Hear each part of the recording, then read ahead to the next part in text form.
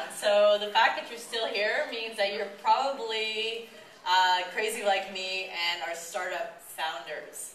Who are startup founders here in the audience? So there are a few of you. Okay, if you're not, who's thinking about doing a startup? Another crazy few. Work at a startup. Have nothing to do with the startup, and we're actually hoping to see a Dora. Well, I'm not young and clever like her. I'm old and bitter. So, welcome to the end of North by Northeast. So, the title of this is, of course, so you want to found a startup, eh? Well, I put a subtitle on this. It's suckers. Because what you'll learn today, and what I've learned kind of the hard way, is all of that sexy stuff that they tell you about founding a startup is actually a really small part of being part of a startup. And the bigger parts are actually a lot of work, and there's a lot of heartbreak. So the first thing I'm going to tell you is startups are hard. You've probably heard this before. But, actually, startups are really hard. And to be more accurate, startups are really fucking hard. They're heartbreaking, they're soul-crushing, and they will shorten your life absolutely 100% for sure. Now, they would like to have us think that they're all fun and games and foosball tables and beanbag chairs, right? And we can wear our jeans to work every day, and they're lots of fun, and we're going to cash out big time and be worth millions and millions of dollars in no time, right? The LinkedIn IPO, Groupon refuses $5.3 billion buyout. Wouldn't that be nice someday? And then actually comes out with an IPO worth $15 to $20 billion. Path, who isn't really even open to the public and hasn't really gained traction, raises $8.5 million. Color, $41 million has been raised.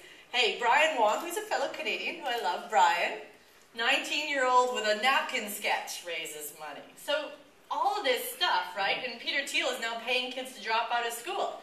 All of this stuff points to the fact that right now is the best time in the whole wide universe to do a startup. Anybody can raise money.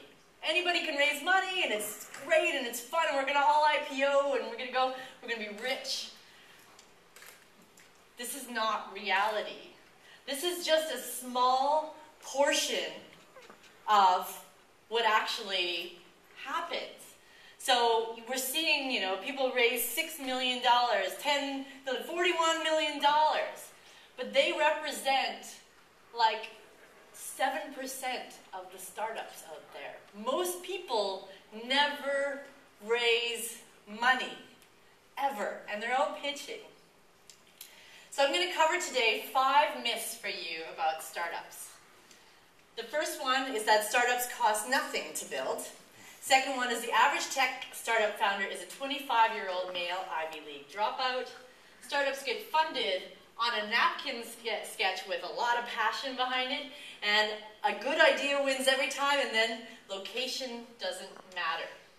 So myth number 1, startups are cheap to build. So, of you startup founders out there that, stuck up your hand, $0, right? Your budgets are nothing? Anybody here have a $0 budget? Oh, that's awesome. We should talk strategy afterwards. The reality, lean or not, is that it costs money to build something significant, and savings run out. So at the end of the day, maybe it doesn't cost you anything because you don't have to hire anybody, but you still have to pay rent at the end of the day, unless you have a make money from day one business model, or you're a consultant on the side. So here's the stuff that costs money, if you didn't already know. Hiring amazing people. So you could start out really lean, just you and your co-founder coding in your living room, but eventually you're going to have to hire people. As you get more users and they're asking for more features and giving you more feedback, and maybe you need a little bit of marketing, you're going to have to hire people. And when you're hiring for a startup, you're not just hiring anybody. You're hiring A-level people, people that will work 24/7 and are completely driven to achieving the dream. And funny thing is, they like to be paid. Infrastructure. Yes, it's cheaper than ever to have web hosting. But those EC3 bills do start to come in, especially as you grow your user base. And a lot of startups start without any income, right? So there's a point at which between having 0 users and 10,000 users that there's no income. And in that time, those EC3 bills are going up. And then marketing. Of course, you can do a lot with social media tools nowadays. It's all free, right? But after a while, you're going to have to cut through the noise. There's a lot of startups competing for people's attention. And these things start to cost money. So 4 out of 5 people who use the phrase that it's cheap to build a startup have never actually built a startup. And that one person probably has a bit of money set aside. Myth number 2, the average tech co-founder is a 25-year-old male Ivy League dropout. Looks kind of like this guy, right? He's so famous, he's even got his own movie. But the truth of the matter is the average founder is actually 40 years old. And this comes from studies of looking at tech co-founders. They're married with children and have at least 6 to 10 years worth of work experience behind them. And yes, they're largely male, but if you go outside of the technology sector, 40% of small businesses are started by women. But in tech, yes, 4% of tech startups are non-male. And they're primarily white. But Ivy League, some of them, dropout, not at all. Most of them are educated, they have a bachelor's degree or higher, but aren't necessarily Stanford or Harvard and that sort of thing. In fact, startup founders look a lot like themselves, or you in the audience, and can come from any sort of background. And looking for patterns, which a lot of VCs and angels do these days, is really the antithesis of innovative thinking. Myth number 3 is all you need is a napkin with a sketch and a lot of passion, and you'll get money. The reality is the examples that are told around the campfires, the ones that you see that are raising $41 million and $9.4 million and $5.3 million, are the outliers. It takes a lot more than passion and napkins involved. Who here of the startup founders have actually raised money? One of the group. Who's looking for money? Yeah, that's a bigger amount. So let me tell you about, this is me, a week in the life of a startup founder. So yeah, Monday comes along, it's freedom, right? I can get up sort of when I want. Generally, I try to schedule my meetings a little bit later in the morning so that I can roll out of bed. You know, we're working in a small, sort of scrappy office, and we do have beanbag chairs, and we're like, this is the life, right? I have a whole week of meetings ahead. It's looking good. But then Tuesday comes along, and little glitches, you know? All of a sudden, I've had like a bad pitch, and so some bugs have come up that are totally baffling us, and we don't know exactly where to find it. We're getting a little confused. But by Wednesday, we've pulled the team together. We're doing fine. Back on track. Some more pitches. These ones felt a little bit better until Thursday. I get the emails. Yeah, we like the team. We like what you're doing, but we think you're a little early yet. Yeah, we're just going to pass right now. And I start to look at the balance sheet, and I start to realize, oh shit, next week I have to actually pay the people that have been working their asses off 24/7 for me. And the bills are coming in, and oh my God, my rent is due. And I was really counting on that last pitch going really well, and I thought for sure it would be a good match. And so by Friday, I'm totally freaking out. And so Saturday, this is drinking myself into a stupor because it's really the only way to deal. Of course, the week is over and you have to start again and reset. And Sunday, take a deep breath and I just start writing down everything that I need to do that week in order to get through and to get back on track. And usually we do find a way to get back on track. But the reality is that I wake up in a puddle of my own sweat several nights a week thinking, I'm completely fucked. Completely, utterly.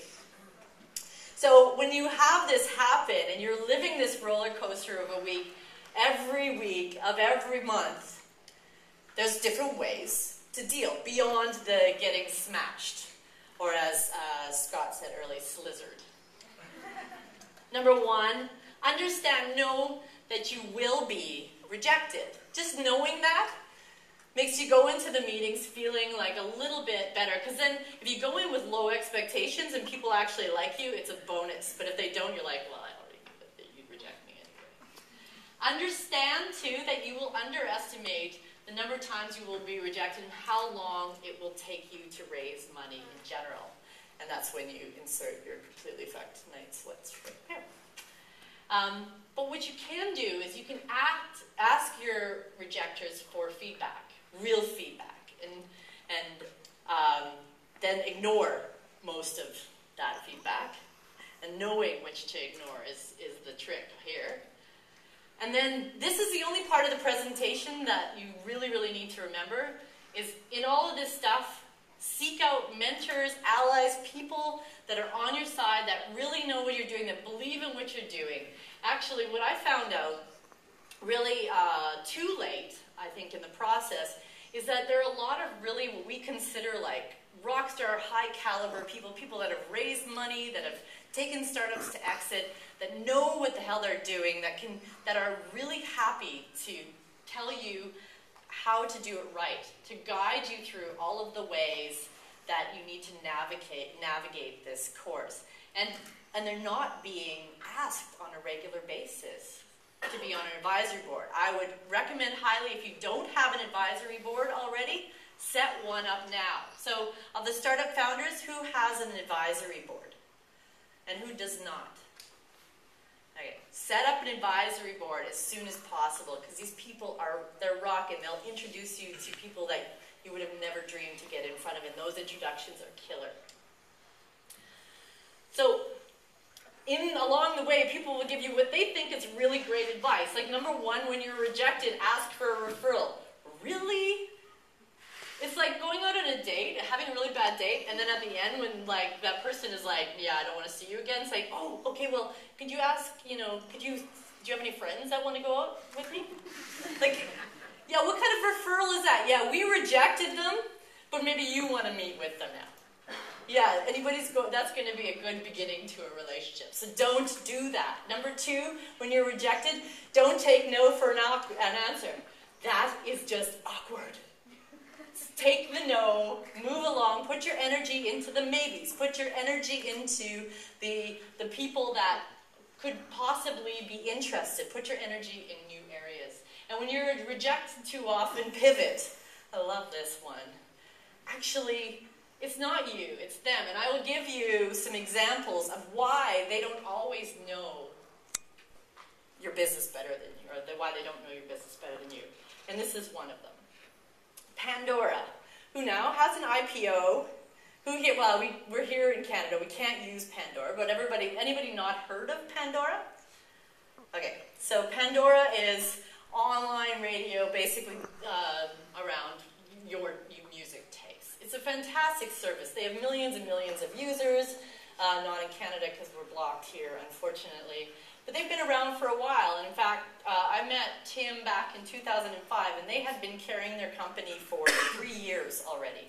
And when I met Tim, he was looking pretty war-torn.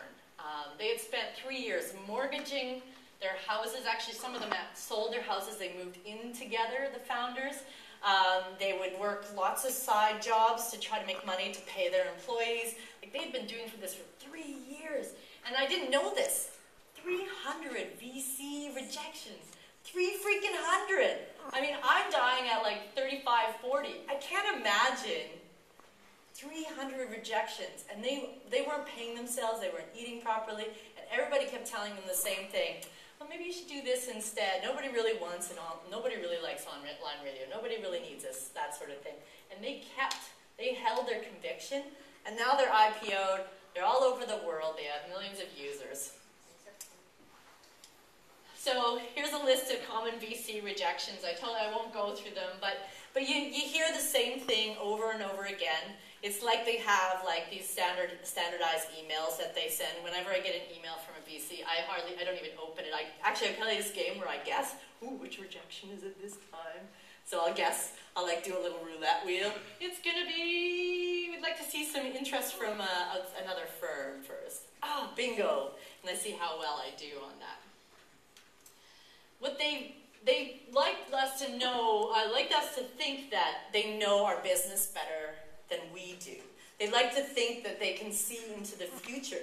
But in actuality, they can't see into the future any more than we can see into the future. We may be totally, completely wrong and bonkers, but so could they be. So if you have something, if you believe in something, go for it. And right here it says, oh look, Mr. Peepers just picked the very same startups your investment software did.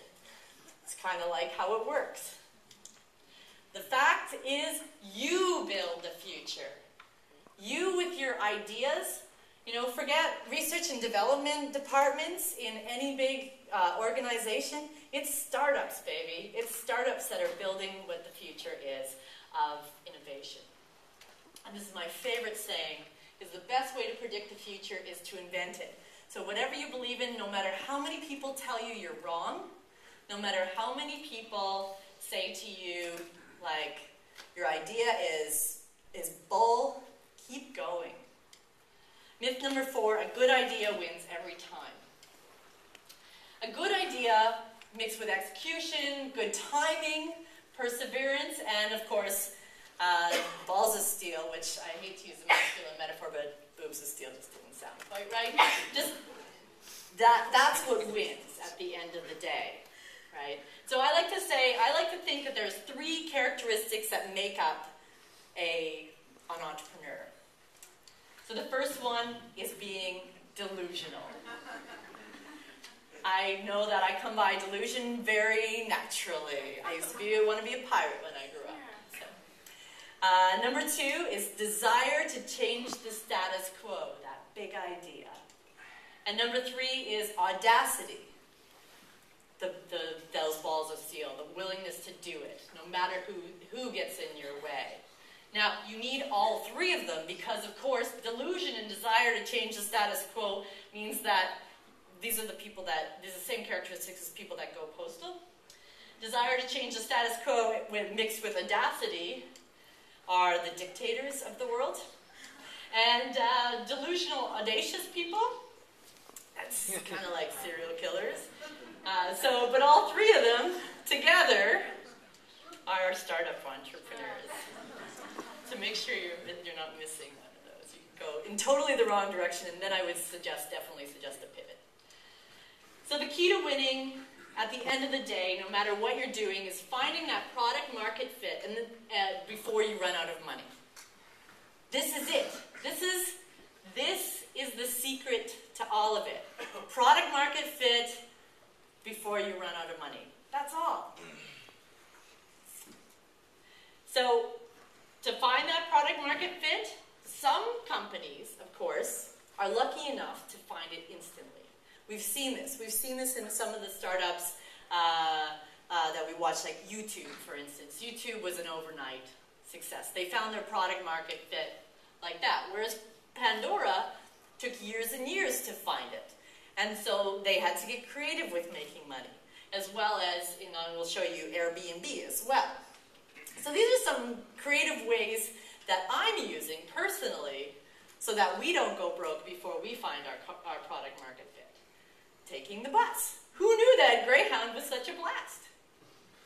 So I go back and forth between New York a lot because of my business, and yeah, and the plane was getting pretty expensive, and I couldn't book always ahead of time. And then somebody was like, why don't you take the Greyhound? And you know, I haven't taken the Greyhound forever. Well, they have Wi-Fi nowadays, it's cheap, back and forth. I've used microfunding, so they all, Indiegogo, Kickstarter, they now have Pro-Founder. Now, you don't want to fund your whole company this way. There's a lot of legal issues with that, but you can fund pieces like we need an iPhone app, or we need to, in my case, I used Indiegogo to raise money to join a program to take you to a conference, that sort of thing. So I raised $5,000 in 9 days from 110 friends to send me to this program in New York. And it was really fantastic. You'd be surprised at how many friends that you have out there that don't have a whole bunch of money to give you, and they're not angel investors, but they want to support your future. Use Airbnb. So when you're going places, it's cheaper to rent something off of Airbnb if you don't have people to crash with. But I'm also right now paying my rent as I'm standing here by renting my place out back in Montreal on Airbnb. So it's actually a really amazing service that way. And speaking of Airbnb, who here is aware of the Obama O's campaign? So not very many people. So this is really cool. So Airbnb, for 2 years, so they first came up with the idea back in, I think it was like 2007, when they were like broke students, and they were in San Francisco, and there was a design conference, and they decided they couldn't pay their rent, so they decided to rent out a bunch of air mattresses on the floor of their apartment to make money to pay their rent, because they knew a whole bunch of people were coming in for the design conference, and they ended up doing it. They thought, God, this would be actually really cool to make it a bigger thing. I bet it would work. So they started going out, they put together a pitch, they started going out to VCs and stuff, and everybody was like, that's the most ridiculous idea I've ever heard of. Like, who would open up their own personal homes, and what about the legalities behind it to total strangers? Like, and total strangers aren't going to want to stay in the total stranger's house. Like, you know, the couch surfing hasn't really scaled over the years. This is not going to work. This isn't a viable business. Well, as we all know now, Airbnb is the biggest hotel chain in the world. What? 4 years later? My math is up. But for 2 years, they weren't able to raise any money. So during the Obama campaign, they decided to design these cereal boxes in limited edition, Obama O's and Cap'n McCain's. And they put them up on their website, and the word started to spread, and they sold enough of these limited edition cereal boxes that they raised $150,000 to seed fund what they were doing. And not only did they fund what they were doing, but they got Paul Graham from Y Combinator's attention. And Paul thought, wow, what an ingenious, creative group of people this is. I'm so impressed. I'm going to bring them on to Y Combinator. And of course, they're going to have to change their business model because this Airbnb thing will never work. But I like them as people. And what's really funny is they never did change their business model, and they proved everybody wrong with their idea. But this is a really ingenious way to short-term fund. And the reason that it's ingenious, and I think every day, what's our Obama O's today with my company, Biosphere? Because this doesn't take a lot of energy, and it makes you some money. So at the end of the day, so here I am. I call myself CEO, and it doesn't really mean anything in a small company, right? But it does mean something. It means something really big. And it means that my job, and my only job, is to keep the company going until I find that product market fit. This is my only job. And for anybody else who calls himself CEO, this is your only job in the world. Well, that and 10 billion other things that you have to do going on, like being here and talking and that sort of thing. But this is your core job. So here's some more funding ideas, if you guys haven't heard of them. Friends and family Friends and family funding is a really great way to get started. These are smaller chunks of money from people that you know. You can do a pre-valuation on what's called a convertible note. So once you get value, you get your valuation and you do your angel round or your seed funding, those convert and you can offer a really nice discount to your friends and family saying, hey, since you trusted me to come in early with 5, 10, 15K, and usually if you give the ground floor low enough, you'll get more people. Although, just to let you know, my parents rejected me. That was a big blow. Then you'll get more and more people on. And we've actually raised, over the year and a half, $192,000 through friends and family. And you'd be surprised in your network who has a lot of faith in you and who has the money to do this and where you'll find them. Go lean. You've heard lean startup a lot, but this, how can you pare down your operations, but not only your operations, but your personal lifestyle? And me, I had a year's worth of savings when I started this, and I thought it was going to be plenty. Don't assume that you're going to be able to raise money in a year. Pare down, as early as possible and give yourself a much longer burn. My apartment that I was in the beginning was too much rent, and I should have gone to a smaller apartment sooner. I should have cut down, pared down my cell phone bill, done all the things that I should have, and I spent way too much money up front, and at the end of the year when we still hadn't raised more money and I still couldn't collect a salary, I had to start collecting money off of Biosphere, which ended up chipping into our operations budget, which was a bad thing. So my own personal budget should have been cut down earlier. Hold a fundraiser. So what's your Obama owes? And I'm coming up with creative ideas. I'm actually thinking about writing some Kindle books because I heard a lot of people are making good money off of Kindle. I can do something like that in the weekend. Sell your stuff on eBay. People have done that. Make money in your free time. Pixaza. We're actually, my co-founder and I are on Pixaza on the weekend tagging photos. TaskRabbit. You can go take somebody's recycling in for them for $10, $15 here and there. And I know this sounds ridiculous. It sounds really ridiculous, and who wants to be in this position? But believe me, it can come down to this. I'm not saying it will. And Alfred from Zappos used to deliver pizza. So there's all sorts of simple mindless tasks that you can do that will make you a little bit of money so that you don't have to dip into the company funds. Hey, it's been a while since the last $1 million homepage. What other sort of thing can you do like that? And then grant applications, and in Canada we have a lot of those, but I don't know how to fill them out. So there's grant application writers that you can get through the university. But then, are you ready to make the ultimate sacrifice? Does anybody here know what the ultimate sacrifice is? Quit your job. Well, quitting your job is actually before all this stuff. Yeah. I'm assuming that you're already all in. Divorce your wife. I would recommend keeping that wife because your wife is probably the only reason you'll eat. Selling your house and investments. Selling your house and investments. Okay, we're getting closer. What's the ultimate sacrifice? No home life. No home life. Okay, we're getting a little. Yeah, Willing to go bankrupt.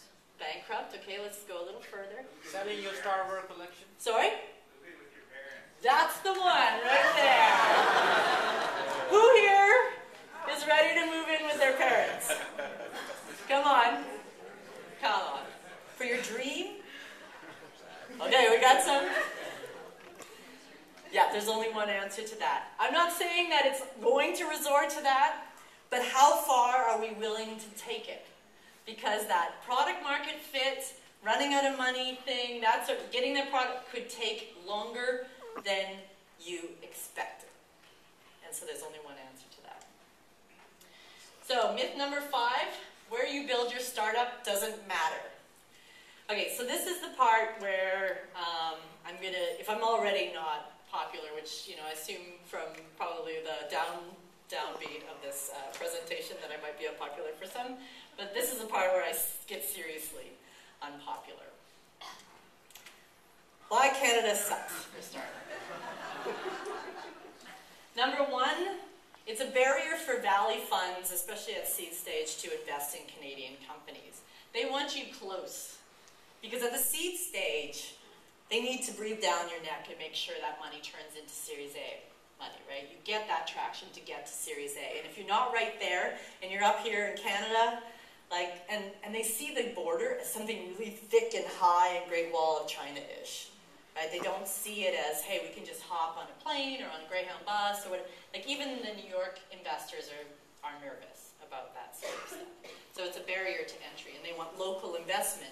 And we know that local funds are minuscule compared to Valley funds. Like, you know, when there's announced, oh, $42 million fund, that is a drop in the bucket for most Valley and New York funds that are like billion-dollar funds.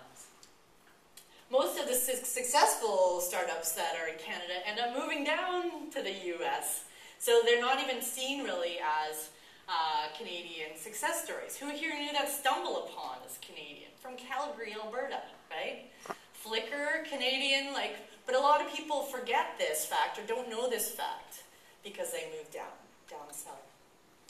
And then, of course, most of the amazing A-level talent, as soon as they're recognized, get scooped up and go down to the US. And then those few that are left here, we're battling over, so their wages go up. And then Canadians are more risk-averse in general. So investing at an early stage is hard for a lot of Canadian investors. They want to see some sort of proof in the pudding. They want to see some sort of revenue come in. They want to see the big traction before. If you're down in the valley, like, it's a lot easier to get funding at this level. And population density is an issue for our markets. I mean, biosphere is in the e-commerce realm, and we know that e-commerce in Canada is a much different story than e-commerce in the US. But Canada is also perfect for startup. Number one, there's nothing to do here during our long winter, right? We're inside anyways, heads down, working. We can be really productive. And because of that also, we have a high tolerance to pain. So if we can survive winters and we're like, you know, if we can be here happily and like survive that stuff, we can survive just about anything. We're hardy as Canadians. It's cost effective to develop here. So, you know, Toronto maybe, I might start, and Vancouver might start questioning, it's getting a little higher cost of living from what I see from housing values. But I know in Montreal and a lot of other startup centers, it's really cheap to live. Like we can get an apartment for super cheap, office space is super cheap, talent coming out of the universities is really inexpensive. Free healthcare, small business benefits, lower burn rates in general because of that. And our dollar is really strong right now, right? So our economy is solid. So we don't have as much risk. And I know that's sort of antithesis to what I just said, but it also goes in our favor and is also with hiring. So what we need to change in order to make this happen, encourage more investment firms to invest in web startups. So we have lots of investment dollars in Canada, but just web startups is still so confusing for a lot of investment firms. So anybody that knows firms here or banks here that are investing, we need to start educating them on, this is the future, we should be putting money into it. Support one another, share our intros, work together, cross-country, like across cities, not just within our cities as well. Invest real money into Canadian startups. We need Series A financing here, not just seed funding in incubators. Recruit the talent up here. And when we have talent, let's try to find a way to keep people here, right? Appreciate them before they leave. Because we have a huge brain drain issue, and we're not appreciating the people that are truly innovative here. Create entrepreneurial programs for our universities and catch people at a young age. Stanford, Harvard, MIT, they all have entrepreneurial programs within them. So that's why they're launching these hot shots out of them early on. Host more events by Northeast. This is awesome. We also have the Startup Festival coming up in Montreal. These types of events bring people up from the US too to start to see that we actually have some skin in the game. And then get the press doing more pieces on Canadians in startups and stuff, and show, and I think this all is cyclical, and it starts to educate the population, and ultimately it leads to this: more reward for risk taking in Canada, celebrating entrepreneurship in general. In the US, to be an entrepreneur is a badge of honor. Let's make that happen in Canada as well. I have a bonus myth for you, is that the startup world is a meritocracy. And if you don't know what a meritocracy is, it means like if you work hard and you do everything right, you're going to succeed. Well, it's not just about working hard, although there is hard work involved, and you can't expect things just to come to you. And there's nothing fair about this path, right? We have, historically, we've seen this. Tesla, who died broke, and Edison, who died rich, both incredibly brilliant, neck and neck, lots of patents, brilliant ideas and inventions brought to the world, very different outcome for the two of them. And we don't even know about those others that couldn't even break through the noise, that wouldn't have been listened to, that didn't have the resources to get their ideas out there, right? So this isn't a meritocracy. 1880s or 2010s, this hasn't changed. You could do absolutely everything right and still fail, still die broke. I know I'm totally not popular right now. But true entrepreneurs, and I know that you guys are with me in this room, aren't in it for the fame and fortune, right? Well, I mean we really actually do hope for both, but that's what we're not in it for, right? So what are we doing this for again? $1 billion? Wow. Some days I wake up and I'm like, what am I doing? Who does that? Who does this on a regular basis? What the hell am I doing here? But we're here, right? We're still doing it. We wake up and we say, why am I doing this? Am I, like, that whole delusional change the status quo thing? We think, oh my God, did somebody turn up the delusion on me or something? Do I need to change? But we're still here, right? And can anybody here imagine doing anything else? Could you go and like just work on somebody else's ideas? Would that keep you at that idea that's driving you, that you spent years obsessing over and a lot of time and now your own money? Like if you let that go, would you ever like stop having nightmares about it? Right? Of course it's unhealthy, but it's a beautifully necessary obsession. Because at the end of the day, without us doing all the research and development out there, as crazy delusional people, the world would be a boring, stagnant place and we wouldn't move forward. So everybody knows this ad, and I'd like to end with a high note. I need the misfits, the rebels, the troublemakers, the round pegs in the square holes, the ones who see things differently. They're not fond of rules, and they have no respect for the status quo. You can quote them, disagree with them, glorify or vilify them, but the only thing you can't do is ignore them, because they change things. They push the human race forward. And while some may see them as the crazy ones, we see genius. Because the people who are crazy enough to think they can change the world are the ones who do.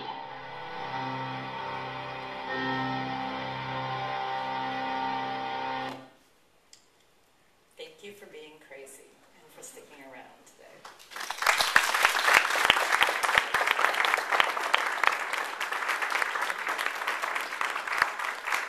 Anybody have any questions? I think I have a few minutes left, about 10 minutes. You're all running off to do a startup now, right?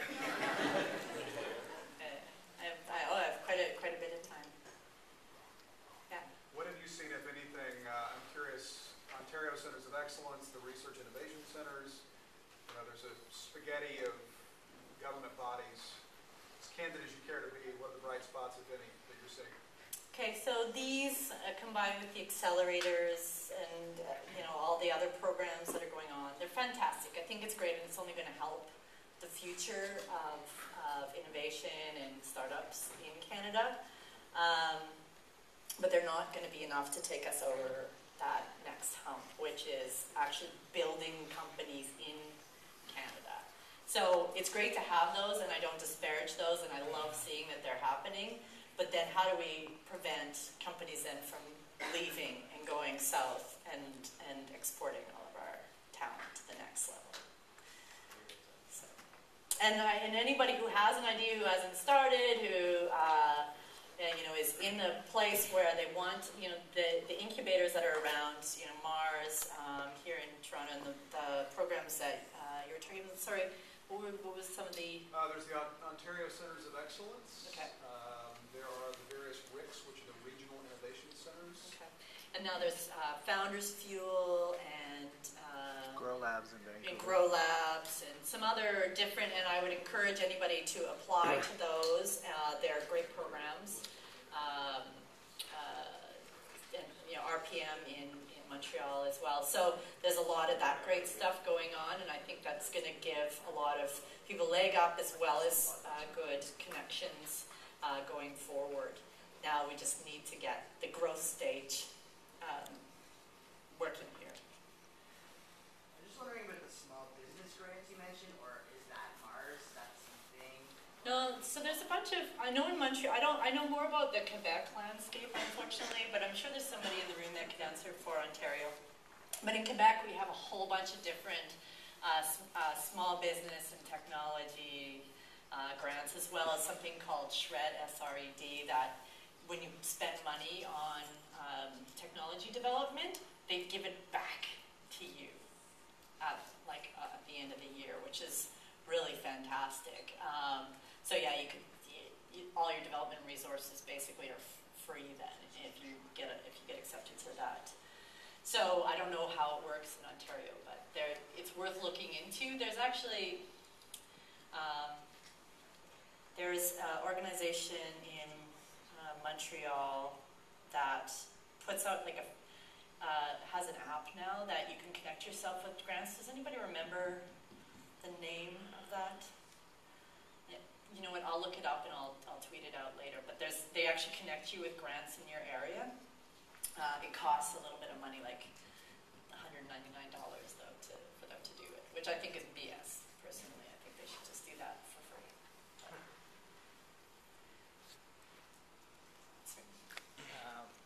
And the startup, because a lot of companies or startups, they don't have a budget. When it comes to marketing, advertising, and PR, we have so many different options. We can advertise on magazines, newspapers, online, TV. I mean, startup, they don't have a budget for TV ads. What are the best spots where we focus first, and then later on we can go for various different medias? Well, so the question was on marketing your startup. Well, my stuff here. It depends on who your audience is, right?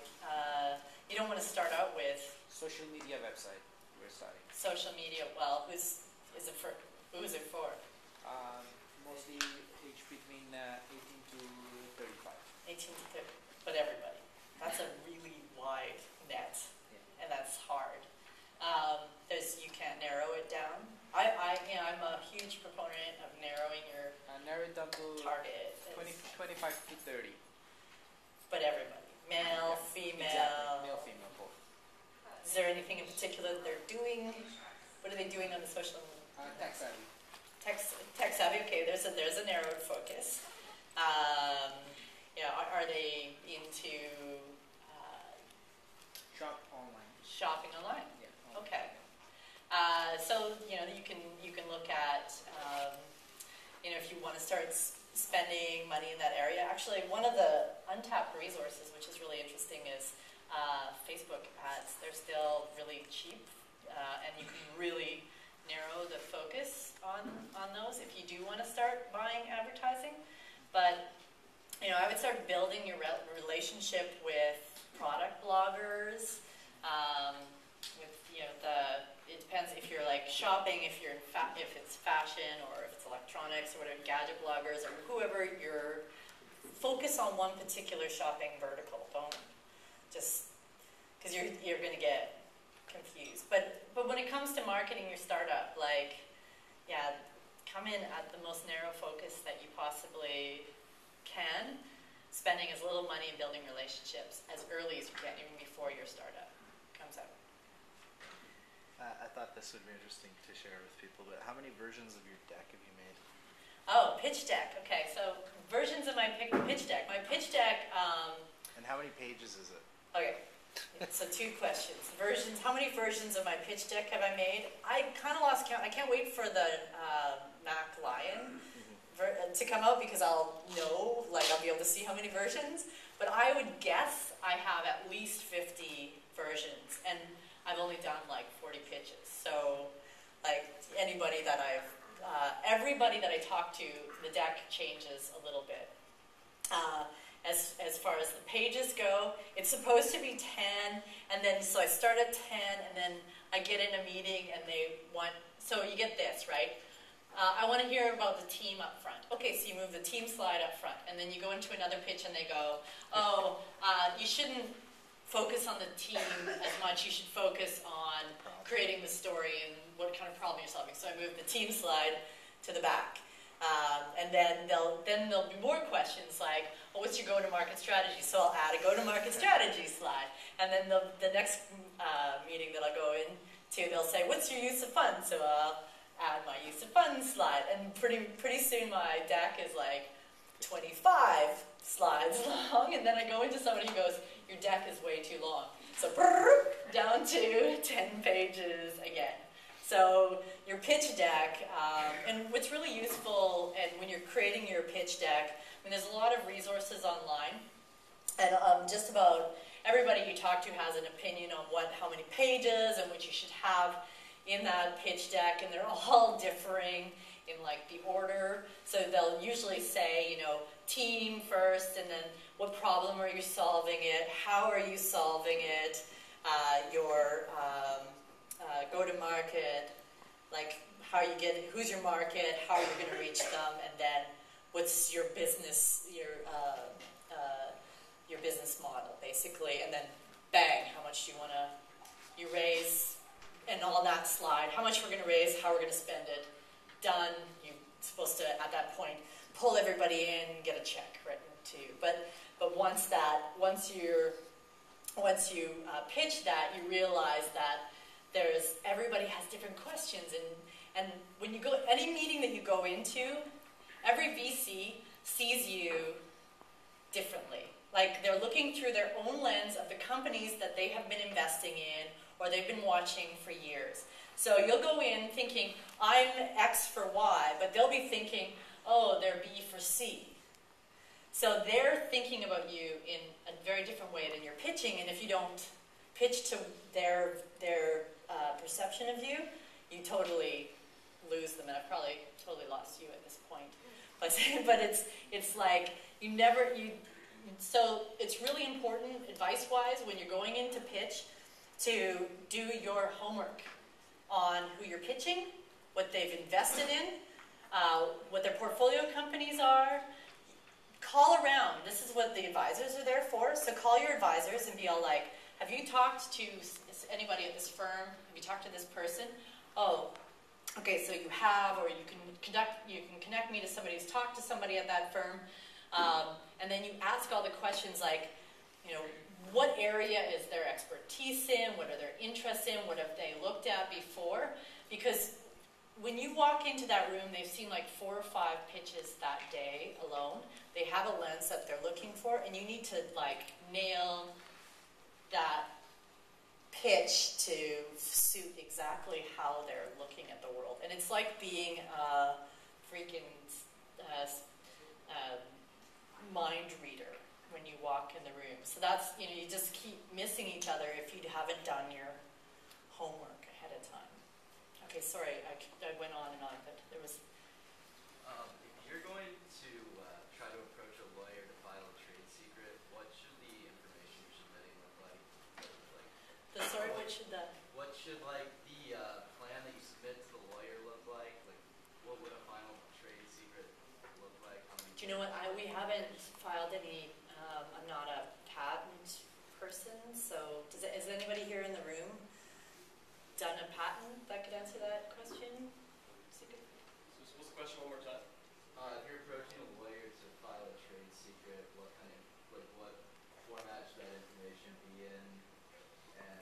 those finished product? Well, first of all, you have Process to work? you got to ask the lawyer whether or not. I mean, give the lawyer all the information you have. When we talk to the lawyer, it's fully confidential, so you don't have to worry about giving the whole thing for her. Give as much information as possible, technical documents, and they'll tell you whether you even have something patentable in the first place. When you're running a web business or, say, a web app, for example, which I'm assuming Yeah. that's what you were doing, it's really hard to patent it unless there is sort of a process or like a way of doing things that's so different and so proprietary that no one else can do it or no one's thought of it. So like using code or using API calls is not going to get you a patent. And you gotta watch with patents too. Sometimes you go to file a patent and find out there's one already in play, and then I thought you there was really. a Sorry? difference between a patent and a trade secret. Not really. Not. I mean, trade secret depends what a trade secret is. Like you're talking about you might create something that's like awesome, right? And you don't want anyone to do it before we come to market. Conceptual. Pardon? I think, Yeah, I think Or we're getting, even intellectual I property. think we're getting